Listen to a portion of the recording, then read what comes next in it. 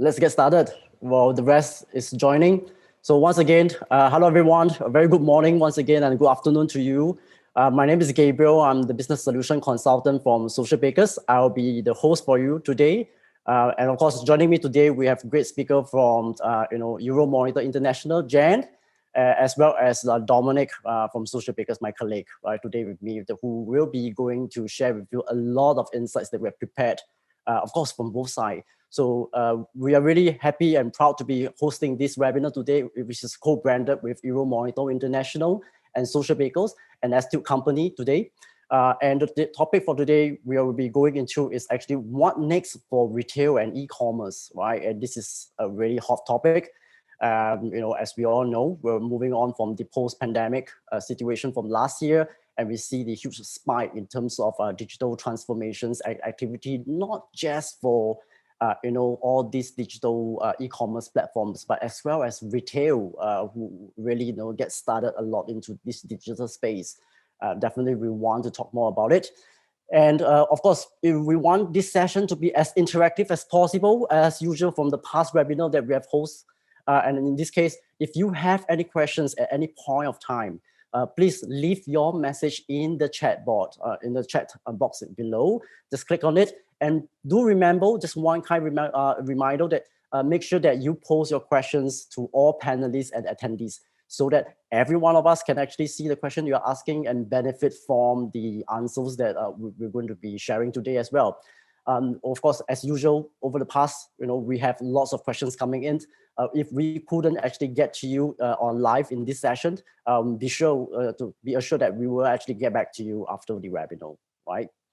And what next can you expect from us today in today's webinar? So as we mentioned about topic, very quickly, I'll be going through a very quick introductions about who is Socialbakers as well as Euromonitor International, and we will jump straight into the key topic today, where Jan will take us through the retail industry performance in 2020, and more importantly, we actually want to understand the shift in consumer behavior and what this means for retailers and marketers. And then, of course, Dominic would then actually take on to share more about the demand of modern day digital consumers. Well, all of us are consumers. I'm sure you have your opinion as well, and of course, you will be able to chip in as well later. And then, of course, to end things right, we really want to help you understand how brands can actually win the hearts of consumer through omni-channels consumer experience, which is has been the buzzword in the industry over the last few years, as we actually move into more of a digital-driven ecosystem. Cool. Let's go into very quickly an introduction about Socialbakers. So Socialbakers is an astute company. We are recently last year in September being acquired by Astute, a company from the US. So basically we work with more than 7,000 different brands worldwide today. And we actually, what we do is to really gather, huge volume of social media data to actually consumer engagement data through the two different platforms, and be able to surface insights to help marketers make smarter business decisions when they're executing their either marketing effort to their consumer engagement effort, right? And we have been in the business for the last 25 years. We are lucky to work with some of the most amazing brands all over the world, and specifically in Asia Pacific region, we are working today with more than 500 different brands. And what really we do here at Socialbakers and Astute, right, is to really bring everything together to ensure that marketers have a single technology that enable them, right, to actually be able to perform omni-channel customer experience management. This actually span across all the different digital channels, as you can see from the right, from social to messenger, mobile app, web, email, as well as voice. I'm sure you guys are, familiar with all these different channels today. You might have also been leveraging this different channel, when you engage with different brands today. And then this really span across the different functions, all the way from marketing to actually acquisitions and customer, care within an organizations. More importantly is to leverage technology to enable you to leverage the intelligence, the automations, and the AI suggestions, right, to help you in the way how you better manage across, the content for publishing onto social channels engaging with consumers, I think helping them to understand your product better, getting them on board as a client, and the aftercare service, right? So this is something that we actually provide across our platform. So without further ado, well, let's jump into the proper of today's sessions where, Jen from Euromonitor will be sharing a lot of great insights. I'm really excited as we were going through previously. So she will be here, delivering this live to you. Over to you, Jen. Thank you, Gabriel. Thank you for a nice introduction. And hi, good morning, everyone. My name is Warankana. I am a research manager for service and payment industry at Euromonitor. It's my pleasure to be here with you today for this co-branded webinar together with Socialbakers to present to you what's next for retailing and e-commerce in global and Asia Pacific region, which is probably a hot topic, especially after we close the year of 2020, where it's a roller coaster for every one of us. And so what lies ahead in the future? So before I go into the detail of the presentation, allow me to introduce you to Euromonitor. So we are the market research intelligence company focusing the research on from FMCG industry to services industry, including retailing, consumer food service, etc. We have office around 15 offices around the world, and Singapore is our headquarters for Southeast Asia region. But we are conducting the research for many countries, above 100 countries globally. So in today's presentation, I'll bring you to one of our services research, which is retailing industry. And this diagram on the left-hand side is actually capture quickly what is our coverage for retailing industry. Basically, we subtype the research into two key sectors: store-based retailing, which is brick and mortar, and non-store retailing, which subtype into direct selling, home shopping, e-commerce, and vending. So e-commerce is actually our key focus for today. Aside from that, the presentation will also utilize a lot of survey data from two types of the survey that Euromonitor conducted. One is called Voice of Industry survey, where we actually reach out to professionals in the industry in order to obtain their viewpoint about what's going on in the industry, what next in the future. And then another type of survey is actually voice of consumers industry, which actually we reach out to above 1,000 respondents in 20 countries around the world about what's going on, about related to their daily life, etc. So let's start with what's actually the retailing industry landscape globally. So in 2020, globally, retailing industry closed the year with about negative 1.6% growth rate in value terms. Of course, this is due to the pandemic, the social distancing, lockdown, and consumer behavior changes that leads to this negative growth rate. Having said that, it's probably not as bad as many expected, and that's due to the savior from e-commerce that helped the industry to still able to close at low single-digit negative growth. So in the next slide, this highlighting how's actually the performance of retailing industry in the past 3 years comparing to 2021. So in the past 3 years from 2017, every year the growth rate retailing industry is able to register as positive growth rate. But of course, in 2021, globally, the performance dropped below 0% rate. And this happened across all the major region around the world, except US, where US growth rate still be able to register at positive growth. And this is due to the US government didn't really implement a uniform way of national lockdown. So it still allows some of the retailers to be able to maintain their business operation and therefore help the continent to still be able to register a positive growth rate. Moving on to next point.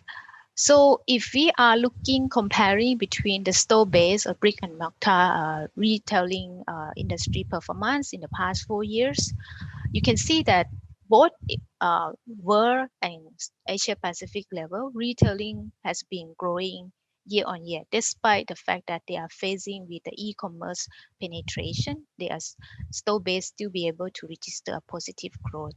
But in 2021, the landscape changed drastically, where store-based really lost the market share significantly, and e-commerce gained a lot of share in 1 year. Of course, this is probably due to the pandemic. The lockdown actually opened up a lot of e-commerce opportunity to penetrate into the market. So in next slide, it shows that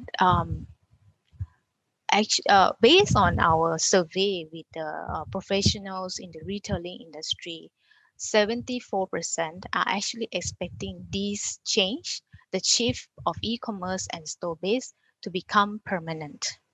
So that means e-commerce will remain a significant channel over the forecast period. However, that does not mean that e-commerce will actually totally replace store-based retailing, right? Because it's against our human nature. We still need to go out, we still need to hang around and shop at the physical store.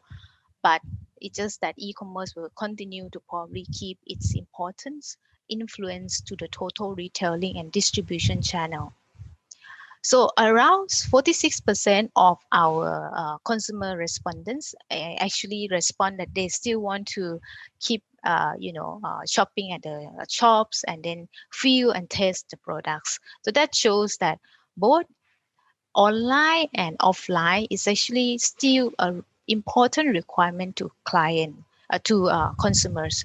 So overall, we expect that there will be more and more integration of consumer shopping journey and experience, both online and offline.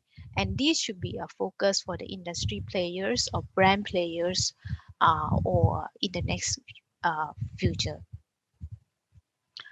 So in order to actually help the retailers or brand players catching up with the trends, investment in the retail tech is one of the solutions moving forward.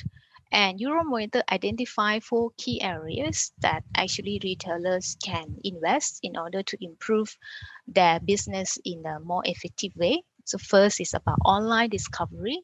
Second, digital payments. Third, delivery and collection. And fourth, in-store experience.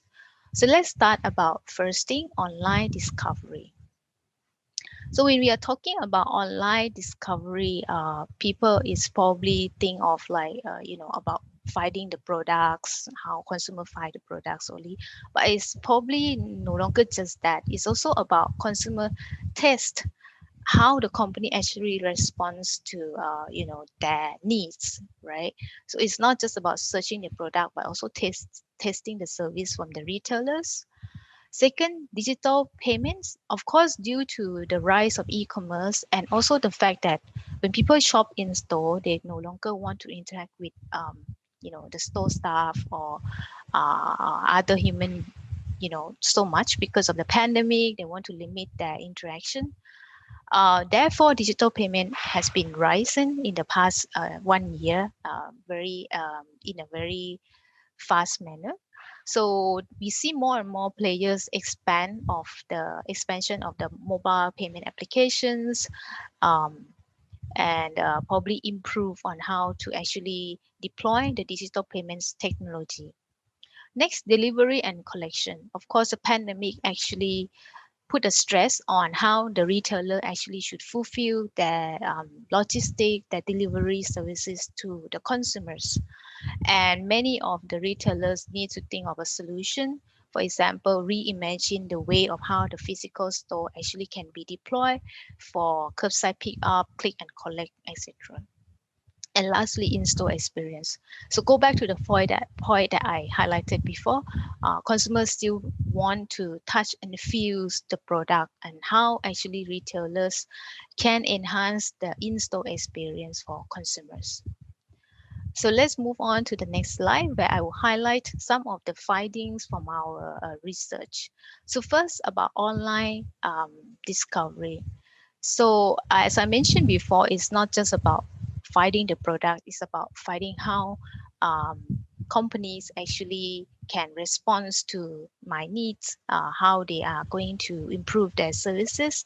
And because of the overwhelming of the information, the competition in e-commerce is actually very tough for players to actually put this information to the consumers. So many of the players actually respond to our survey that they are thinking of, some technology can actually help to enhance the web search or the site navigation, and cloud improvement is actually on the top of the mind from these professionals, that it helps to improve the navigation of the website. So moving on to the next trend, which is actually digital wallet. So aside from the drive from the e-commerce, like I mentioned before, that consumers also view that digital payment or cashless payment is being important now because they want to minimize the interaction with the POS machine or with the human being in the store. So they prefer to just use cashless option. And based on the consumer survey that we have, actually more than half of our respondents actually has highlighted that they have tried to use digital wallet once in 2020. Yeah, so digital wallets actually, as this survey highlighted, has been becoming more important. On the other hand, we also see that many of the industry professionals see there's a future possibility of deploying more futuristic type of payment. So for example, blockchain or cryptocurrency might be able to be deployed in the future in the next 5 years. So other than this, there are other technology that can help for digital payments, for example, use AR or VR to actually execute the purchase. Moving on to the next point. Okay, so before I move on to the next point, let's do some interactive poll here. I would like, to ask you how comfortable would you be, how confident you would be in order to receive your purchase by robots or drone delivery. So imagine if you actually order the goods to deliver to your home, are you comfortable that delivered by drone or robot? And this probably will check against what is actually consumer response to our survey for this question. I think I will give everyone probably 10 seconds more before we close the poll.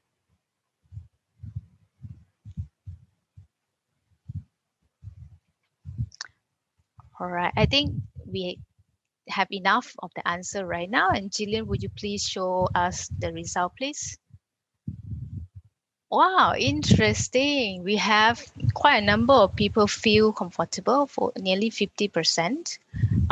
But yeah, some are being neutral. Maybe you want to try to test it first. How does it like? And yeah, we still have some people who feel uncomfortable. But interestingly, the result of this survey right now actually tally with our survey observing from our consumer survey as well. If we move on to the next slide, yes. So actually, I think more than 40% of our respondents globally mentioned that they're actually comfortable having robot or drone delivered to their house. Of course, this is showing that how futuristic our consumer can be nowadays. They actually open up to not even interact with a human being and just have some technology, some non-human technology deliver goods to their home, as long as it complete the task successfully. And on the left hand side is actually show that who are these respondents, the level of comfortable. So China, South Korea, interestingly, are among the top of the respondents that show that they are very comfortable to have robot or drone deliver to the goods to their home. So moving on to our next point.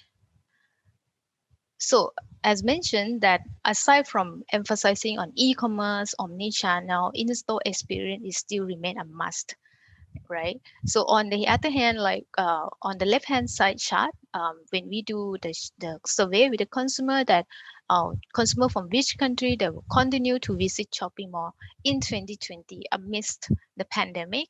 And interestingly, certain respondents from our Asia Pacific countries, for example, India, Indonesia, Thailand, are among the top respondents that respond that yes, they would love to continue visiting the shopping malls. And that shows that amidst of the offering of omni-channel and e-commerce, people want to maintain their shopping habits, go and see and view and feel the products. And therefore, it actually put the focus to the retailer on how to enhance the in-store experience. So based on the respondents for the most preferred in-store shopping features, the top two choices that our respondents select are to be able to select the items and walk out with the purchase executed. Or secondly, to be able to scan the items while shopping and pay using mobile phone. So this shows that actually they are comfortable to have less interaction, but able to see the product and execute the product, the purchasing on their own. So that's about how the retail tech actually should be a core focus for the retailers moving forward. I would like to summarize with the next two slides where I would like to highlight that retailing industry is expected to go back to normal level from 2021, which is a good news for everyone. We're expecting that globally, the growth rate will have a strong rebound at 4.5% in 2021 and will remain about 3% over the forecast period. Every region in the world, as I showed before, will probably bounce back that growth rate to above 0% level.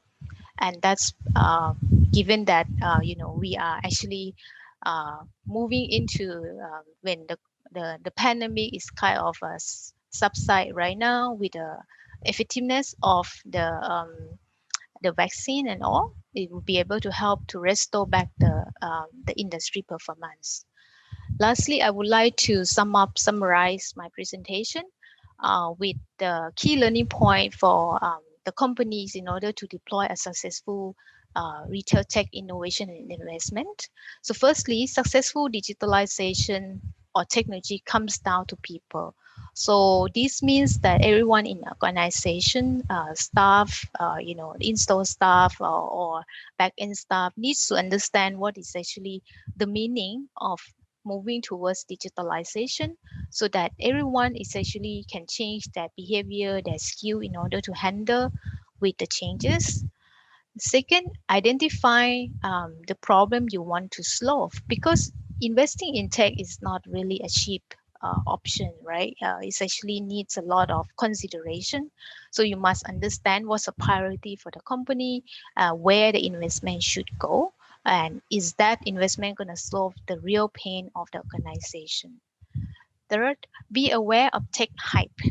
Of course, tech comes in many forms, and a player can be easily getting caught up by the tech hype because there's so many options, there's so many ways of how to deploy it.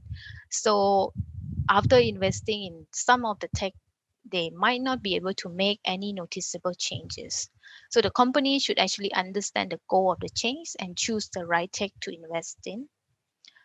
Fourth point is actually probably very important coming from consumer point of view, put the consumers in the driver's seat. The pandemic actually changed the consumer behavior a lot. They actually see that, how should I actually test the retailers or the players about adjusting to my needs, especially during the pandemic. So this shows that consumers actually want the control. They actually,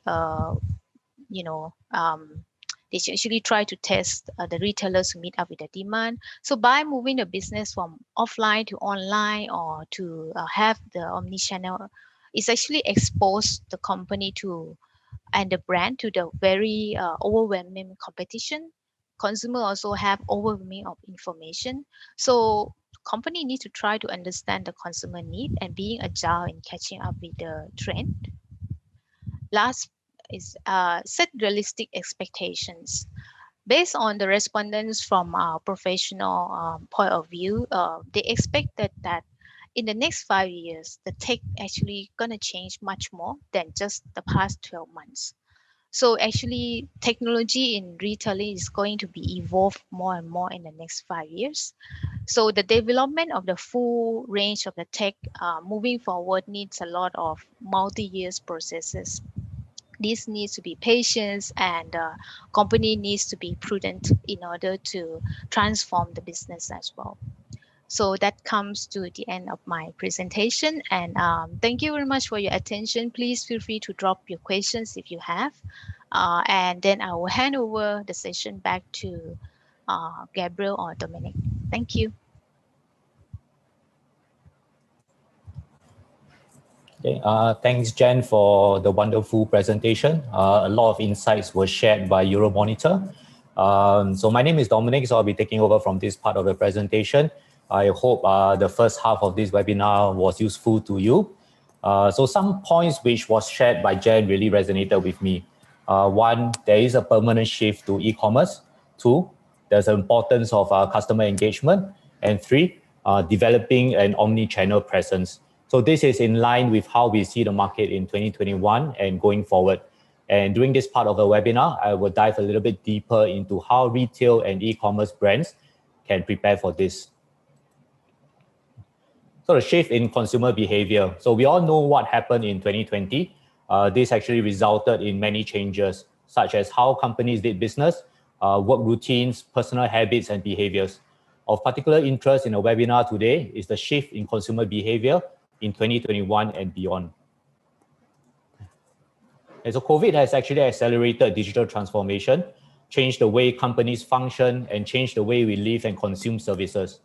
Digital transformation is no longer a new topic, but it has actually become a forefront of many businesses ever since COVID hit. Many companies have been forced to bring forward their digital transformation plans in a time where human interaction has been curtailed. It has also become more imperative that businesses adapt or they will be sidelined. So post-COVID, we are experiencing some new shopping patterns. Some of these shifts are of course permanent. Some of these shifts are expected to be temporary. So some temporary shifts in behavior, such as prioritizing essential virus containment items like masks, sanitizers, and disinfectants, stockpiling pantry-related stuff like food with long shelf life and health safety products. However, permanent shifts we expect are being more proactive about buying health-related products, including vitamins and minerals, as well as a shift to healthy eating and wellness-related services, such as gyms and fitness clubs. There's going to be an increase in online shopping and, of course, a permanent shift to e-commerce. There's cutting back on physical shopping, as well as the integration of in-store experiences with digital experiences. We're expecting the work routine to come back to some normalcy, but with extra measures, extra cautionary measures remaining permanent. So the demands of the modern day digital consumer, with these shifts in consumer behavior, we do expect the consumers to be more demanding towards their brands. And we expect brand loyalty to be even harder to build and maintain in 2021 and going forward. So exactly how demanding is the modern day digital consumer? Okay. With the rampant advance of technology and chat, 42% of consumers surveyed are expecting a response within 60 minutes on social media. So what this means is that when a consumer sends a brand a query on social media, they do expect a reply before he or she leaves the computer or put the mobile phone down. So you might be thinking that this sounds a little bit unreasonable from a brand's point of view, given the hundreds of messages that you receive every day. But this is exactly what the consumer is expecting: instant gratification. And if you do not reply your customers within 60 minutes on social media, two things might actually happen. So they will actually go to other channels such as email or call up your call center, thus increasing the workload of your agents and causing duplication of work and unnecessary costs. Or they might also visit a competitor, and if let's say your competitor is able to provide the customer experience for them and resolve the question they have, you might have actually lost a customer.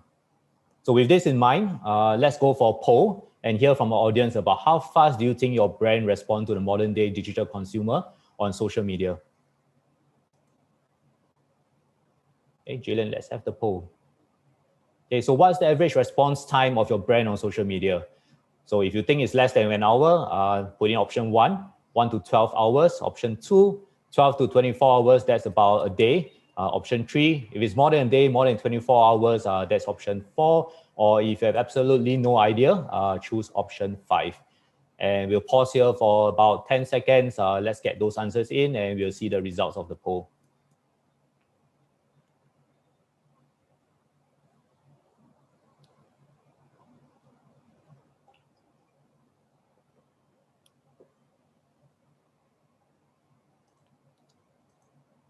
Okay, I think we do have enough response. Jalen, let's take a look at the results. Okay, pretty amazing. Most people actually think you respond within 1 to 12 hours. Surprisingly, 14% of you think they respond less than an hour. Of course, 13% of the audience have absolutely no idea. And 12% of you guys think you respond more than a day. So let's take a look at the results based on Socialbakers data. These are actually the response time, average response time on social media by the various industry. And you can see that telcos and e-commerce, right, are the best performing sectors, while travel, electronics, and home goods brands are the worst performing sectors in terms of response times. And you will notice that even the best performing sectors, right, telcos and e-commerce, they still fall short of expectations. So to highlight the shift in customer expectations, let me share a little bit some personal experience of mine which happened last week. So I was looking for a cruise. I was making a booking for a cruise. I had contacted actually 5 different online travel agents. I already knew the cruise I want to book. I knew the departure day. I knew the cabin type that I was going for. So my request was actually very simple. All I wanted to do was to be able to book my cruise, in the shortest time possible. So the average response time of 3 of the travel agents were actually more than 24 hours. 2 of the other agents I contacted, one was an e-commerce travel platform, and the other was the cruise line itself, responded to me within an hour. So the choice was actually very obvious to me. I mean, I knew what I wanted. I just want to book my cruise. So I went ahead, I booked my cruise in my e-commerce with the e-commerce travel platform. It was all settled within 2 hours. When the other travel agents had responded to me after a day, I've already done what I wanted to do. I've already booked my cruise. So there was actually no point in me, interacting with them. So this is the expectation of the modern day digital consumer. So what I want is for the brand to respond to me within my expected time frame, provide me with the information of value. So in my case was to be able to book my cruise. And if you're not able to provide me with the value within my expected time, this creates an experience gap for myself and it sours the experience, the customer experience that I have with the brand. So customer expectations are changing. So this actually creates an experience gap.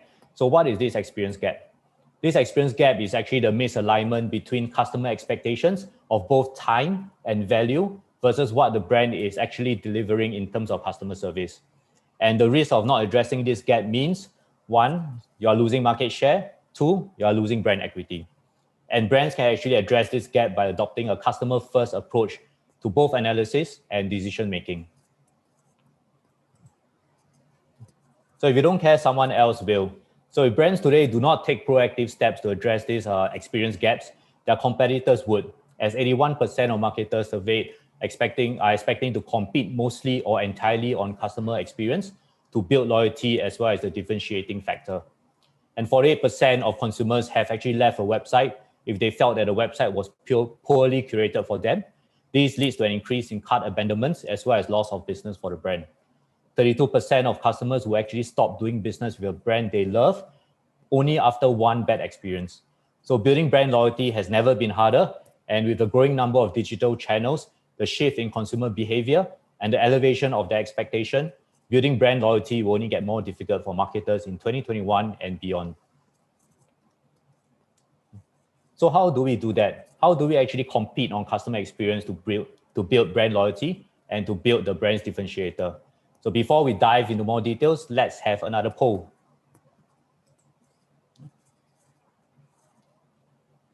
Jayden, let's have the poll.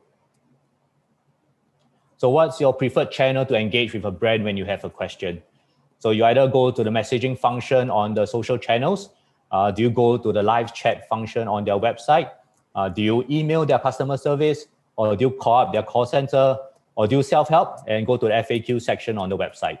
Or do you actually head to the physical store?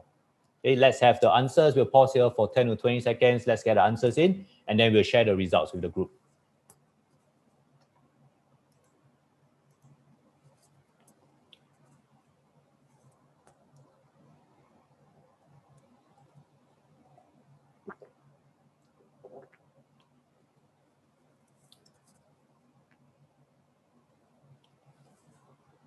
Okay, I think we do have enough answers. Let's take a look at the answers. Okay, so 42% of you actually will go to the live chat function on the website. This is in line with our expectations, as well as use the messaging function on social channels. So you can see in terms of using chat functions, right, to engage with a brand. In this group itself, right, I would say that close to 80% of you, right, looking for instant gratification, expecting an answer within an hour. Okay, so customer experiences are no longer one size fits all. So every customer journey is different, and the path to purchase of each customer is actually different. And brands no longer have the power to determine how the digital consumer interacts with them. So this right, actually belongs to the consumer now to choose which channel they want to and which channel they actually feel most comfortable to get in touch with the brand. So in this case, right, brands must maintain an omni-channel presence in order to stay competitive in 2021 and beyond. So maintaining an omni-channel presence, right, is not enough. Remember that expectations of the modern day digital consumer has shifted. Each and every interaction with the brand must be relevant, personalized, and timely. Otherwise, the brand might actually risk losing a customer. So the question is, in 2021, how do you actually build an omni-channel presence? And how do you actually maintain a personalized, relevant, and timely experience?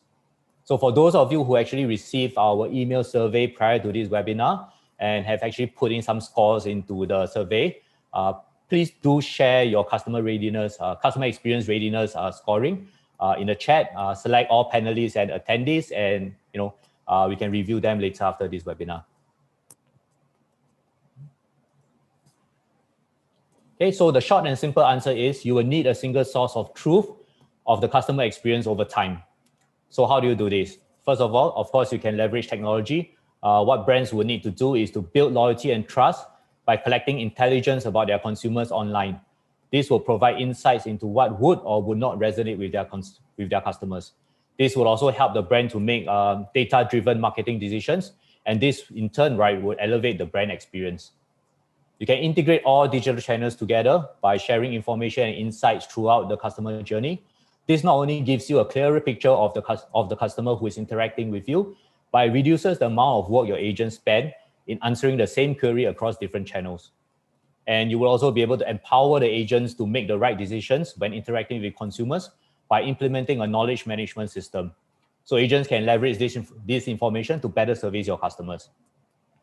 Understand the expectations of your consumers at every step of the customer journey. So by understanding your consumers, you would be able to optimize the brand experience. Okay. So this is my final slide. I would like to thank you all for the past 15 minutes of your attention. As a final takeaway, do remember the following points. 1, active management and constant intelligence gathering, working together, are the fundamentals of a successful customer experience strategy. The modern day digital consumer interact with your brand through multiple channels, and it is the consumer's choice of which channel to interact with your brand. Understanding the consumers and their expectations at every touch point of the customer journey will prepare you to close the expectation gap. And thank you all for your time. Thank you all for your attention. I will now hand it over to Gabriel to have a final say on this. Over to you, Gabriel. Thank you, Dominic. Thank you, Jen, for the great insight share. Wow, there's a lot to unpack, I guess, all the way from what Jen has shared with us. in terms of the research done from last year on retailers as well as the e-commerce brands itself. And then of course, Dominic go on to share a lot more about meeting the customer experience today on these digital channels is a big challenge for brands. And how can you try to manage it? And I think Jen brought out a good point, her takeaway, right? Which is exactly investing into technology is definitely one of the way to go about doing providing a better experience for consumers. But it's a huge investment, and then are you investing in the right solutions? I think that's the key consideration. For sure. And of course, just a few quick takeaways, here as well for those of you who might, have joined later. And I see that some of you have started to ping for sharing of the slides as well as the recording. We learned from these, quick sharing sessions, right? There's a few things, right? One, there's no longer a single path to purchase. And, the experience could be very fragmented today across every one of us, because of our preference to engage with brands. Even for myself, I really shop a lot, both online and offline. And of course, my experience, sometimes I felt very fragmented even to brands who I'm loyal when I actually engage with them online as well as in store, right? And of course, consumer like us, they are very, very smart, right? We actually really stress test, the retailers and brands, based on our purchases or our needs that we need from these brands. And these evaluations don't just go across the different channels, the omni-channels. I think even before setting up a system to respond in omni-channels, are we really ready to take on all these incoming requests from consumers across all the channels? I think this is another area of concern, right? And something that we should be thinking about, right, as a brand, to make sure that we also respond in a readiness and effective way, in terms of response time and response rate. And of course, we touch on slightly about the difference today is that physical interactions is actually reducing. Of course, the pandemic situations really increase this gap of physical interactions, and this actually created a big problems for brands, because when a consumer wouldn't able to visit the store, touch a product, for example, and to be able to actually engage them in real time in a physical manner, it is very difficult to communicate the value of the brand, the value of the product. So therefore, the need to actually communicate value early, right, through digital platforms is extremely important. And of course, something that we also didn't maybe have the chance to discuss today, in fact, it was being pinged in one of the questions as I see, from one of you, is in terms of what could be the trend going forward. And for me, right, of course, social commerce as well as live streaming, as you guys might have experienced yourself, over the past few years, it's not new, but it's actually starting to take priority by a lot of brands who really want to take digital engagement seriously and providing the kind of right experience real time with consumers. So definitely this is something we could discuss more, but of course I'm sure Jen and Dominic would definitely want to share more in terms of some of the questions that you guys have been asking. And of course, before we go into the questions, we want to really address all these questions, but at the same time, so for those of you who have shared your scores, if you haven't, please do so. We have vouchers ready that we want to give away to some of the lucky responder. So please do share your response here with us, and then of course at the end of the webinar, we'll be picking a couple of you guys to give away $20 vouchers. Right. So let's dive straight into all the questions and to really go deeper into discussing some of these key concerns and questions that you guys might have raised. To kick things off, right, I really have a question for Jen in this case. And Jen, you touched on the challenge, the change of consumer behavior based on the research that Euromonitor have looked into, right? But I was just wondering, right, beside the pandemic that actually resulted in the shift and the change, what else could have caused consumer behavior to have changed? Yes, thank you, Gabriel, for the questions. Yeah, I think before the pandemic, there's some of the certain trends that we have been noticing that are arising. Is about personalization. So the consumers are really demanding nowadays, and they really look into how actually brands or retailers can curate to their needs. So a lot of brand players already started creating the personal line for the demanding of the consumers. So for example, even have personalization of cosmetic products, where consumer can actually order the product that's suitable for their skin, and make that curate for their own self. So this actually shows that consumer already look into how brand actually being agile in order to meet my need, my demand, and maybe I'm willing to pay a little bit more than mass product in the market. And it has been accelerate or even emphasizing more because of the pandemic, and many of the strategy that we have been put in place actually also accelerate this as well. Like for example, respond to the needs, the order through WhatsApp message, which is very personalized between the staff and the consumers, for example, or certain retailers or certain brands even have their own staff to deliver the product directly to the consumer store. So those are actually accelerate even further during the pandemic. And of course, coming out from the pandemic, consumer may still expect this to maintain because it's certain quality that they are looking for in order to have the players or the brand response to them. And as we know, a lot of consumers nowadays willing to pay a little bit more for that kind of service. We see a lot of hyper local delivery platform where actually the staff actually go and shop on the behalf of the consumers, for example. Cool. Thanks for the sharing. This is interesting, right? Because as you mentioned, right, with or without the pandemic, right, our expectations could have been shaped based on our personal experience with any brands that we have come across with. And I think this links back to what Dominic had mentioned earlier on as well. If you don't care and you don't provide the right kind of experience, which other brands do, and this has become the expectation or the benchmark that consumers today are expecting from any other brands that they hope to engage with. And hence, this actually make the shift in terms of consumer behavior. Well, this is interesting. And of course, I guess, this is also something that probably all of us have experienced as well. Yeah, cool. Thanks for the sharing, Jen. Maybe let's go on to the next question. For Dominic. Sorry, Dominic, I guess I see one question from D Chan. So D Chan, he did mention, I think this is something I often I often come up against these questions from marketers that I speak to, right?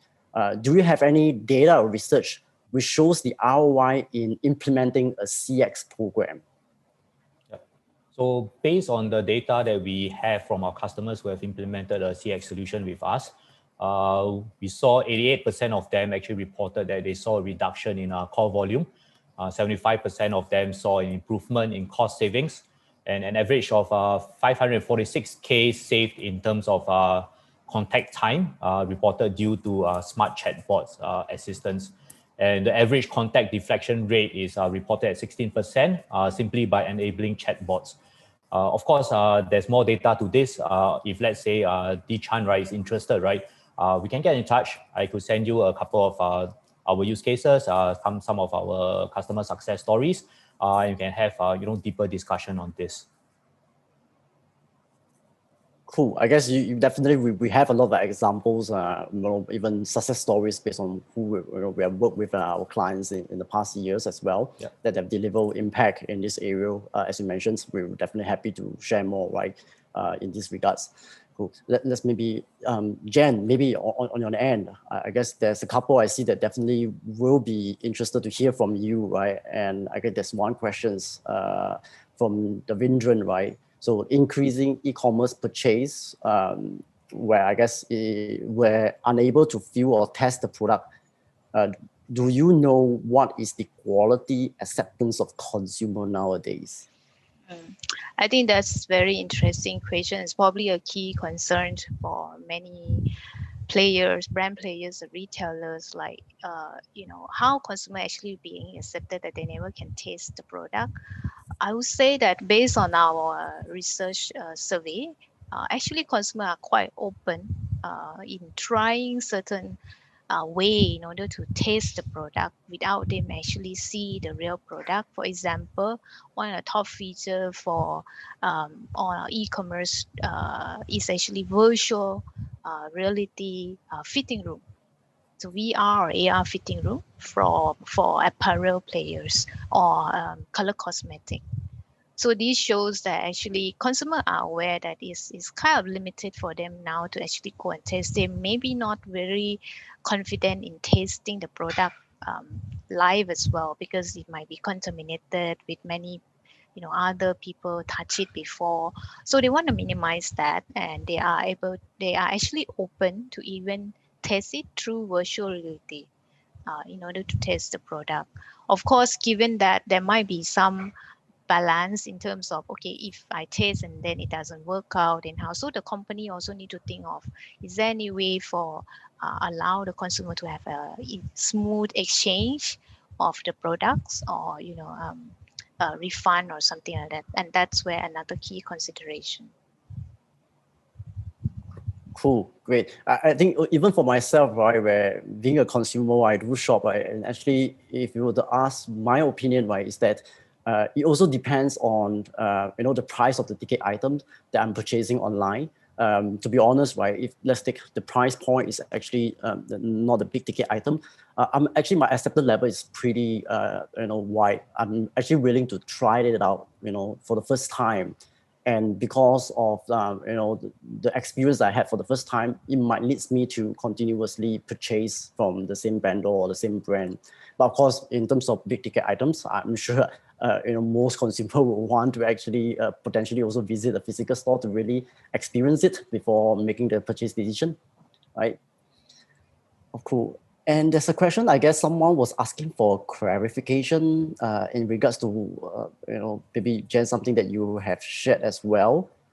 Mm-hmm. I don't quite understand when you mentioned regarding people prefer to get better shopping experience, less human interactions. Is this something that you would like to elaborate more on? Okay, so I think we probably have noticed that even before pandemic, consumers tend to do a lot of, finding the informations on their own. They increase the knowledge about the products because of the internet, the IoT. Nowadays actually open up the world, right? Everyone posts the information online, so they kind of have that background information already. And with the pandemic, because less interaction with other human being actually minimize my risk, or my risk of contaminating with other people, right? So this is where it distance people even more. So they prefer to actually, okay, I can go in, I can search the products on my own. I can even try to pay without having any cashier staff attending to me. So I think before the pandemic, we already see the trends. People are comfortable doing their own research, their own products findings. They may want to interact to people only to have a certain questions answered. But with the pandemic, it's accelerated even more, and we probably see this trend maintaining until everyone is really feel safe that, okay, the human interaction is really safe nowadays. Yeah. Cool. Got it. Cool. Maybe the next questions will be more for Dominic, I can see, and I guess this would be great to share more as well. So I think this is coming from Vika. What is the best way to map out a customer journey to understand all touch points to improve CX and revenue? I think first of all, you will need to understand your audiences. You know where they are from, where your target audience is. You probably will need a technology tool in order to attribute, where your different touch points are. So once you have actually defined this, right, and you have the right technology in place, then you can start collecting the data regarding your consumers. And from there, right, you can probably, make more better data-driven kind of decisions. Elevating the customer experience, and better customer experience, right, has been shown to actually improve the ROI, improve the bottom line as well. So like I mentioned in my final takeaway slide, right, gathering intelligence and managing your intelligence, right, working together that's the way to really go to build a customer experience program. Oh, great.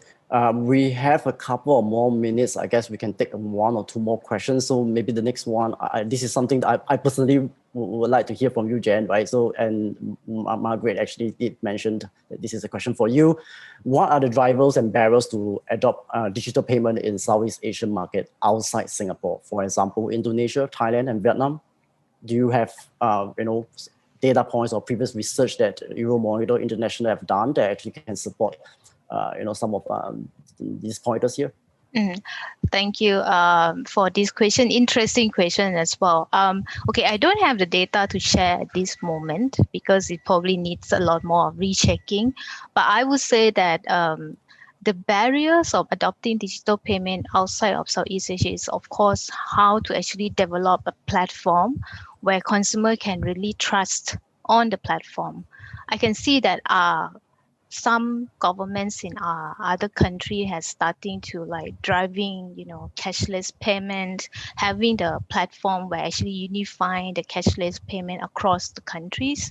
And because of the, for example, stimulus package, it's actually open, opportunity for many people to try digital payment for the first time because they need to have that digital banking account in order to receive the stimulus package from the government. So it's all kind of starting to shift the consumer behavior nowadays due to all these package or the government's drive. Having said that, we probably haven't seen the level where consumers are very comfortable with, Samsung Wallet, Apple Wallet, unless you're really a Apple fan. Also, we also don't see a lot of merchants at certain point of these digital wallets be really opened. So this is where it's a barrier right now, where consumers sort of not really in this part of the region, not really able to utilize those digital wallet because they are not being educated enough. They might start transforming to like cashless payment, but in terms of really using digital wallet needs a lot more time and education to the consumer. Got it.